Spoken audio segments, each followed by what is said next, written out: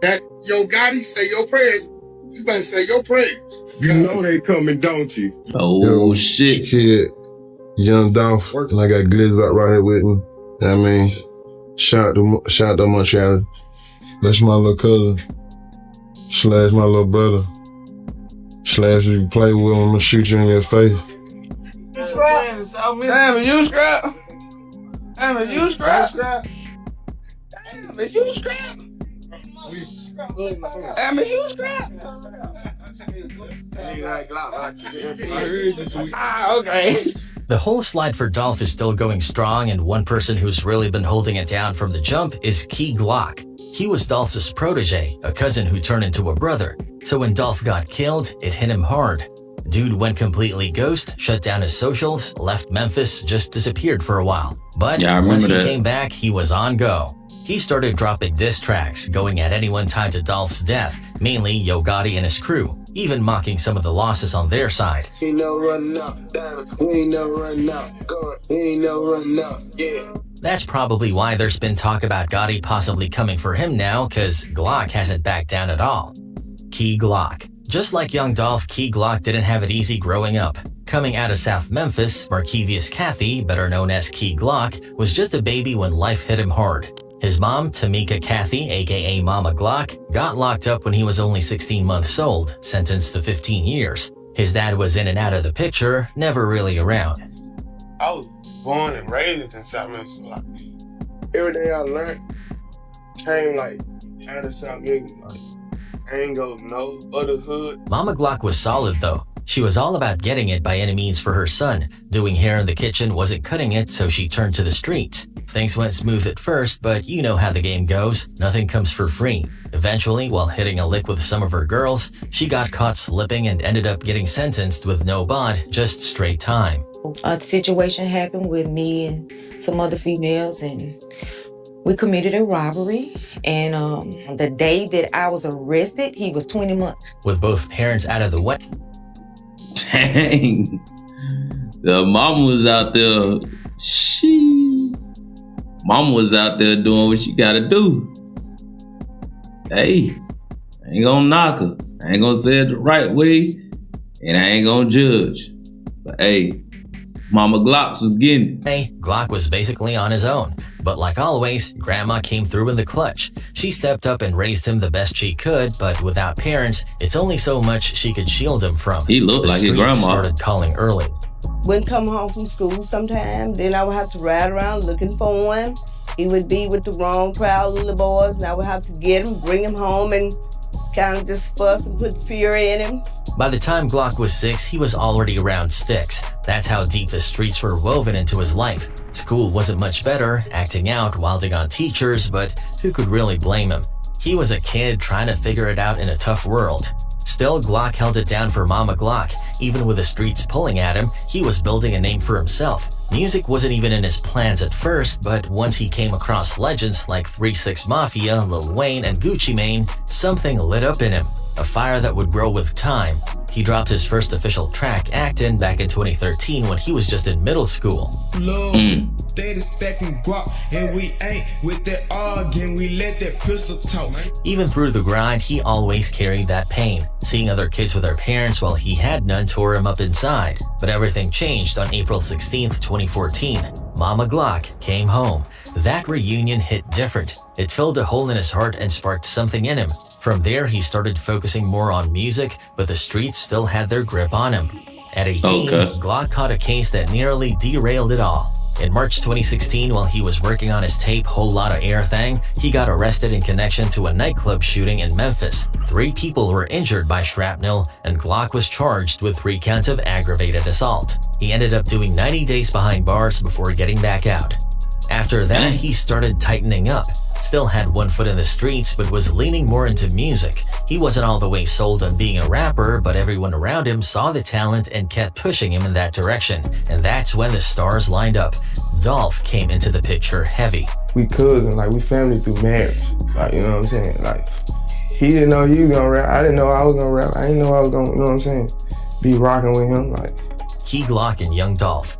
Even though they were blood cousins, Glock never tried to ride Dolph's wave. He had that independent mindset, didn't want a handout. But Dolph, being the real one he was, saw the hustle in Glock and decided to help him level up. Right. From there, it was up. Glock started learning the ropes, soaking up the game, and putting in real work.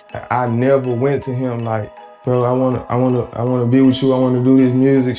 Just seen the work ethic, you know what I'm saying? And all this shit, like, bro, I can help you. You know what I'm saying? He dropped heat after heat. Glock Season, Glock Bond, Glaucoma, Son of a Gun, Yellow Tape 2. And with Dolph, they were an unstoppable duo. Their collabs like Dumb and Dumber and Dumb and Dumber 2 had the streets lit. Hey, what's up, Flipper? What's up? Let me holler at these folks, Glock. Glock was finally living the dream, running it up for his city and his people. He was shutting down shows, even rolling loud, and going crazy on stage. Glock is really cut from the same cloth as Dolph. They both had that humble vibe even with all the fame. No matter how big they got, they never forgot where they came from. Memphis was always in their hearts. But just like Dolph, Glock's good nature didn't mean he was soft. If he tried him, it could get real quick. That's exactly what went down with CMG affiliate Lil Migo. They were constantly going at each other online, trading disses and stirring up tension. It got to the point where there was real talk about banning dudes from certain parts of the city and getting things active in the streets. Glock wasn't the type to fold, so he pulled up ready for whatever. You scrap? Damn, you scrap? Damn, you scrap? All them boys strapped. All of them strapped. Okay. And while that beef was bubbling, Glock kept his foot on the gas, especially when it came to CMG's Black Youngsta. If you know the history, you know Dolph had serious issues with both Black and Gotti, 2 attempts on his life that he survived. So Glock, being loyal to his day one, wasn't letting that slide. He stood on business for Dolph every time. But the pressure caught up again in 2019 when Glock got arrested after killing his set at Rolling Loud.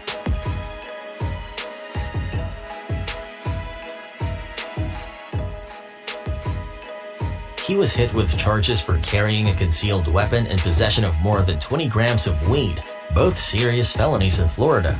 Bail was set at $17,500, but Glock got out and went right back to the grind. Around that time, he and Dolph were really living it up, clowning around and doing wild stuff. It was dope seeing 2 dudes from the trenches winning and still keeping it real, still being themselves. Glock was fully locked in with PRE, holding it down and taking over the game right alongside Dolph. But then came that dark day, November 17th. Dolph was killed, and just like that, Glock's whole world flipped upside down. He shut everything down, deleted his socials, dipped out of Memphis, and went ghost. It was clear the pain hit deep. Later on, pics surfaced showing him in tears at Dolph's celebration of life, and it was clear he wasn't just mourning a friend, he lost his brother. It took a while before Glock spoke up. First, he snapped on folks constantly asking if he was okay, and then he finally opened up, letting the world know just how much Dolph's death tore him up. He got a tattoo of Dolph to honor him and made a promise. He'd never let his name fade and would carry PRE to the top. And Glock's been standing on that promise ever since. He came out swinging, dropping diss tracks like Already Know 2 aimed at Yo Gotti, and even mocking Big Juke's death. He's been relentless, showing he's not done sliding for Dolph, but it's not just him, the streets are still sliding for Dolph too. After Dolph was killed, the pain Memphis felt was unbearable, and what followed was a level of chaos the city had never seen before. A month after Dolph's murder, Memphis turned into a war zone, retaliation after retaliation. Man, you know what I'm saying? I just don't understand, boy, like, how they even get to that. Now I know that Yo Gotti and Dolph, you feel what I'm saying? Like, I know how they be kind of started, you know what I'm saying? And I heard that it was, well, you know, from researching it, you know what I'm saying, just look through the internet, they said because Yo Gotti wanted to sign Dolph, and Dolph didn't want to get signed. And that's crazy, man, that if that's the case, that's all it took for them to go that far. Man, that's crazy, bro. Real talk. Shook this city to its core. At least 40 people were believed to have been killed in direct connection to Dolph's death, and Memphis quickly climbed the ranks to become one of the most dangerous cities in the country. They did. But the real question is, just how many lives have been lost in the wake of Young Dolph's death? I didn't know that Dolph was loved like this. They've literally been Memphis for 3 straight years since Young Dolph died. I've never seen something like this. Darion D. Money Childs. The first person to face the consequences of Young Dolph's murder was a clear message to anyone remotely involved, whether they pulled the trigger, played a role behind the scenes, or even just knew the wrong people. One of the earliest casualties was comedian Darion D. Money Childs, who made the fatal mistake of joking about Dolph's death online. In a series of Facebook posts, Childs questioned the outrage that people are feeling about the death of Dolph. His sister Shamicia Mason says his words were taken out of context. He must have thought it was just internet talk, something that would blow over in a few days, but in Memphis, the streets don't forget, and they definitely don't forget. They ain't Just forget. a week after his post, Child was shot and killed. His death sent a chilling message. This wasn't just rap beef. It's this video of Darion Childs that captivated the hearts of millions. Now, years later, many are talking about how the Memphis comedian died days after making remarks about Young Dolph on social media. Big Nuski. Child's murder was just the beginning. As the months went on, more and more people connected to Dolph's murder started dropping like flies. The next high-profile target was Big Nuski, a rapper signed to Moneybagg Yo and the cousin of Big 30. In January 2022, Nuski was gunned down outside the New Horizon River Apartments on Kazasa Road. It was around 7 p.m. when the shots rang out, and when the smoke cleared, the 26-year-old rapper was dead. Now, what we do know right now is that police are reporting that one male victim was shot here on this scene. Now, again, the victim did not survive his injuries. The victim is 26 years old. The victim who's pronounced dead is 26 years old. But this wasn't just some random act of violence. The streets quickly started buzzing with rumors that Nuski had ties to Justin Johnson, aka Straight Drop, one of the main suspects in Dolph's killing. It didn't take long for people to dig up old photos showing Nuski and Straight Drop posing in front of the same car, fueling speculation that there was more to his death than met the eye. Some believed it was another calculated hit in the name of revenge. As the bodies continued to drop, a pattern started emerging. Most of the people being targeted had one thing in common. They were allegedly linked to CMG and Yo Gotti, whether directly or through street affiliations. A high-profile gang member was killed in a shooting in Orange Mound this afternoon. This is Joshua Taylor, was named a person of interest in the Young Dolph murder case. Neighbors telling us they think the victim was actually shot last night. CEO TZ. But their ties went beyond the music industry. Many of them were also connected to the infamous Memphis gang, Trulla Mafia. One of the biggest names on that list was Joshua Taylor, aka CEO TZ, a high-ranking member of the Trulla Mafia and someone who had been on the police radar for his alleged involvement in Dolph's murder. TZ's time was running out. On June 14, 2023, police were called to Spotswood Avenue near Bunton Street around 12:56 p.m. after reports of a man down. When they arrived, they found Taylor's lifeless body inside a car riddled with gunshot wounds. According to reports, I did a video about that COTs, and they say that basically Memphis had set them up, you know what I'm saying? Well, not Memphis, you know what I'm saying, but people of Memphis, you know what I'm saying, said they set him up because he be riding in different cars and nobody should have known what type of car he was in. But you know what I'm saying, they caught him lacking, and you know what I'm saying, did what they did. But if y'all ain't seen that video, go check it out. It is on my, you know what I'm saying, my channel. So go watch the video for me. He had actually been shot the night before, but his body wasn't discovered until the next afternoon near a church. His death marked yet another name crossed off the list in this ongoing war. Vitalis Taylor, also known as CEO TZ, was found shot to death in Orange Mound Wednesday at Spotswood and Bunton. Those who live nearby tell us Taylor was actually shot the night before, discovered lifeless. And just when people thought the violence might slow down, another shocking murder made it clear that no one was safe. Lotta Cash Desto. On September 24th, 2022, up-and-coming female rapper Lotta Cash Desto, whose real name was Destiny Golden, was shot and killed in what many believe to be another act of retribution for Young Dolph. Desto was with a female friend in the 5500 block of Richmond Avenue around 2:40 a.m. when she pulled up behind a dark-colored four-door vehicle at a traffic light. Before she even knew what was happening, two shooters emerged from the car and opened fire, hitting her multiple times. She died at the scene, while her friend was seriously injured but survived. At first, people were shocked. Why would someone go after Lotta Cash Desto? She wasn't even directly tied to Dolph's murder. Hey, I don't know how the females, you know what I'm saying, be looking like that out there, man, but she do look like she from Memphis, though. Yeah, I seen that in the video. She definitely look like she from Memphis. Got the grill in and everything, you know what I'm saying? Bussin'. Hey, just to show females ain't off limits too when they come to that street. In the street beef and street wars, you know what I'm saying? That's what it is. But then a major plot twist came to light. Turns out her father was none other than Hernandez Govan, the man accused of orchestrating the entire hit on Young Dolph. Govan asked for Young Dolph to be murdered. Mr. Govan has been indicted and is in custody for being involved in the Young Dolph. He played the role of the person who solicited. After Govan's arrest, he went online and made a cryptic post, seemingly hinting that his own actions might have played a role in his daughter's death. It was a brutal reality. Desto had been caught in the crossfire of her father's choices. If there was any doubt that Dolph's people were moving with calculated precision, this murder erased it. Tomanuel Benson. And they weren't done yet. The next major hit came on August 18th, 2023. The Memphis Police Department responded to a shooting at a BP gas station on South Parkway East around 9:30 a.m. When they arrived, they found a man lying on the ground with a fatal gunshot wound. That man was Tomanuel Benson, Black Youngsta's own brother. The shooter didn't even try to hide their face. I didn't even know that. So, dang, Black Youngsta, brother got hit. Oh, man. Yo, I don't know what to say.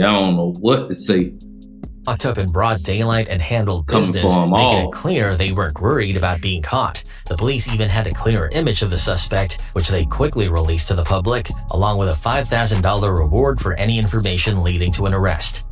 He was wanted on second-degree murder charges for the shooting in August of Tomanuel Benson, the brother of Memphis rapper Black Youngsta. Tomanuel's murder sent shockwaves through the city, but to many, it wasn't surprising. Black Youngsta had been one of Young Dolph's most vocal enemies. Back in 2017, Black Youngsta was arrested in connection with an attempt on Dolph's life, where over 100 rounds were fired at his bulletproof SUV. Though he beat the charges, the bad blood between him and Dolph never went away. For years, Black Youngsta taunted Dolph at every opportunity, from diss tracks to Instagram posts. Now the same war he had been a part of had come knocking at his own front door. Losing his brother to the same cycle of violence he once glorified was a painful reality he now had to face. Big Jook. Yo Gotti might have thought he was untouchable in this whole war, but Dolph's crew had other plans. While most of the people connected to Dolph's murder were already facing the consequences, Gotti had managed to avoid any direct retaliation, at least for a while. But as time went on, it became clear that PRE wasn't going to let him off the hook that easily. They had already hit plenty of people in his circle, and it seemed like they were working their way up the chain. The message was simple: if you had anything to do with Dolph's murder, you were going to feel the heat. And they almost made Gotti himself feel it in the worst way. They even went after his family. His mother, of all people, was reportedly a target. Luckily, she managed to escape. But his brother, Big Jook, wasn't so fortunate. The irony of Big Jook's death is what made it even more chilling. He wasn't out in the streets, at a club, or even at one of his usual hangout spots. He was in a church. He was at a funeral, paying respects to a loved one. But in the world of he was at a church doing a funeral. And when he left the church, you know what I'm saying? Then some people ran down on him. Politics, there was no such thing as a safe space. When it's your time, it's your time. According to reports, Jook and Yo Gotti were both at the funeral service for their relative, OG Eric Bolden. A video clip shared by YouTube journalist Seti Nash showed them at the service standing by the casket. But what most people didn't notice at the time was that there were two men lurking in the back of the church, watching Big Jook's every move. They were waiting for the perfect opportunity, and they found it at the repast after the service. Yo Gotti didn't attend the repass. If he had, things might have gone down even worse. But Big Jook did. As Jook got into his vehicle outside Perignon's restaurant and event center on Winchester Road, the shooters made their move. Some say Yo Gotti's mother was in the car with him, but that didn't stop the hit from going down. The moment Jook sat down, bullets started flying. The car was sprayed up, and while Gotti's mom somehow managed to escape, Big Jook wasn't so lucky. Multiple sources tell Action News 5 that Memphis rapper Yo Gotti's older brother, Anthony Mims, also known as Big Jook, was shot and killed. He was rushed to the hospital, but it was too late. He didn't make it. Surveillance footage later caught a white SUV with no plates speeding away from the scene. It was clear this was a targeted hit, and everyone knew exactly why. Tonight, police are looking for a white Ford Explorer SUV in connection with the shooting. It has dark tinted windows and black wheels. A witness told police they saw suspects in the SUV speeding away. See, Big Jook wasn't just Yo Gotti's brother. He was also one of the loudest people mocking Dolph after his murder. He taunted Dolph's artists, flaunted his money, and basically made it clear that he had no remorse for what happened. At one point, he was even caught on video disrespecting a Dolph mural, proving just how deep the beef ran. I don't paint no beside two real with a in the middle, man. Y'all don't do that, man. Don't go by legacy. So, right here, y'all, two guys. But what really tied him to Dolph's death was his connections. PRE artist Grove Hero had already gone online after Dolph was killed, putting Jook on blast. He claimed Jook was the one who put up the $40,000 bounty to have Dolph taken out. Grove Hero even said that if he ever ran into Jook, it would be on sight. And keep in mind, I said, if I see Jook, if I see Gotti, if I see Migo, or if I see Youngsta, I'ma get on that. It ain't got nothing to do with nobody else, bro. And now, with Jook's death, people couldn't help but connect the dots. Bro, I'm not no shaker, bro. I ain't no to tell me to put $40,000 on my head and I'm finna do this, bro. Anybody that associate with you, and this ain't got nothing to do with them other folks, bro. It's certain folks that got something to do with this. It's Jook, and Gotti really ain't got nothing to do with this shit. But Jook, his brother. It's Jook, it's Migo, it's Youngsta. These the folks that got something to do with this shit. Even before this. So that's somebody that you know, in the mix of all this, you feel me? Saying, you know, God ain't got nothing to do with it. Is, you know what I'm saying? What he said. It was Jook, Migo, and Black Youngsta. So that's who really came for Dolph. You know what I'm saying? But I don't know though, because I'm hearing, you know what I'm saying, somewhere down the line that they is planning on trying to RICO Yo Gotti. You know what I'm saying? But if it happens, you know, we gonna react to it and we gonna be there to see what's going on. Jook was known to be around some key figures who were linked to Dolph's assassination. He was seen on video hanging out with CEO TZ, one of the guys reportedly involved in Dolph's murder. On top of that, he had pictures with Hernandez Govan, the man the authorities believe orchestrated the whole thing. With ties like that, it was only a matter of time before the streets came for him. One by one, people connected to Dolph's murder are getting taken out, and the circle keeps getting smaller. Nah, facts though.